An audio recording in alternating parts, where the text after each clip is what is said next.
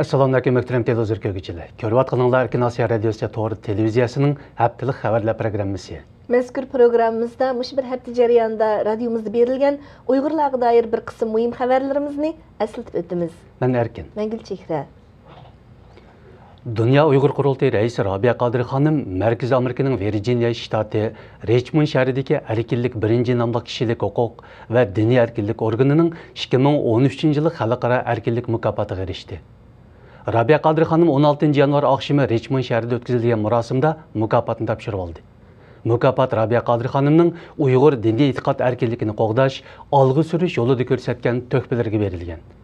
Mazkur mukofot Rabia Qadiri xonim bilan birga yana William Mary Universiteti mudiri Taylor Ravelli kishilik huquq birinchi tashkilotining xodimi Ted Stanki qatorliq kishilarga berildi.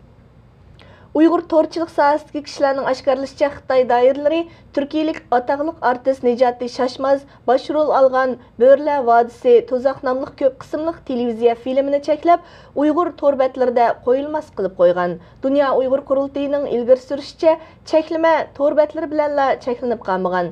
Doirlar yana mazkur filmni ko'chirib, tarqitish, ko'rish va setishni ma'ni qilib, Qashqar shahri va Yingsa noyisida 16 kishini mazkur film sababli tutqun qilgan. Uyg'ur to'rchilik sohasidagi ismini oshkorlashni xohlamagan bir kishining radiomizga bildirishicha, Bo'rlar vodisi To'zoq Xitoyning Yoku, Sina qatorliq asosliq mulozimat to'rbatlari tarafidan yuyib etilgan. Xitoy Kompartiyasining Qo'l jinoiya Sami 100 yezilik komiteti masjidga kirib namoz o'qigan ikki o'quvchini jazolagan. Mazkur voqea bultur 7-oyda yuz bergan bo'lib, yezilik komitet umumyuzlik masjid tekshirish olib berib, 13-kanatdagi bir masjidda namoz o'qiyotgan ikki Uyg'ur o'quvchini bayqab qolgan. Shuning bilan yezilik partikum maxsus hujjat tushirib, bu ikki o'quvchining ismini atab tanqid qilgan. Masjidning imomi, masjid mutavalli hay'atining boshlig'i, masjidga mas'ul yezi kadri va birliksab bo'limi xodimi bo'lib, jami 4 kishiga jarimani qo'ygan. Uyg'ur biz to'rbetining bu vaqtdagi xabarida Xitoy doiralarining g'o'lji tavasida ibtidoiy va zo'ravonlik vositalarini qo'llanib, normal diniy e'tiqodni cheklab kelayotganligini ilgari surgan.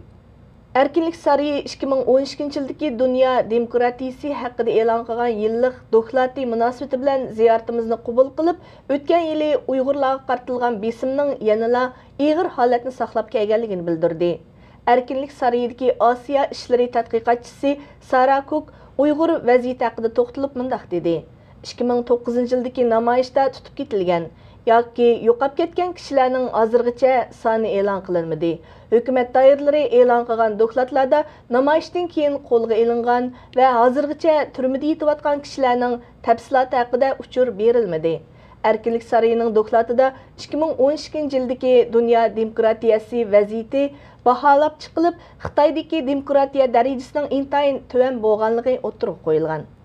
Turkiya Cumhuriyet Xalq Partiyasining raisi Kamal Kılıçdaroğlu payshanba kuni Urumchini ziyorat qilib, Xinjiang universitetida nutq so'zlagan va faxriy doktorlik unvonini qabul qilgan. U Xinjiang universitetida so'zlagan nutqida mundaq degan: "Biz 1000 yil burun bu tuproqlarni tashlab, Anatoliyaga, ya'ni bugungi Turkiyaga ko'chib ketdik. Sizlar bo'lsanglar bu vatanda qilib, davlatlarning millat boyligiga to'kib qo'shib, cho'ng bir davlatning taraqqiyotiga eng muhim to'kib qo'shdinglar. Hali ham to'kib qo'shyapsizlar. Turkiya bilan Uyg'ur diyori orasidagi masofa 4300 kilometr keladi. Lekin ikki rayon orasidagi xalq o'rtaq tarix, o'rtaq kultur va o'rtaq qimmat qarshiga ega. Biz dal mush do'stlikning ilgarilashiga to'kib qo'shish maqsadida huzuringizga qadam qo'ydik." Urumchi Kılıçdaroğlu'nun 6 kunlik Xitoy ziyoratining oxirgi bekiti. Gollandiya Yeşillar Partiyasi bilan İşçilar Partiyasi parlament a'zolari birlashib, Uyg'ur siyosiy iltijochilarning Xitoyga qaytarilishiga qarshi turgan. Ular Gollandiya parlamentining bir qitimliq yig'inida hukumatning yordamchi adliya bexatarlik ministeridan Uyg'ur siyosiy iltijochilarni qaytarish plani haqida savol so'ragan.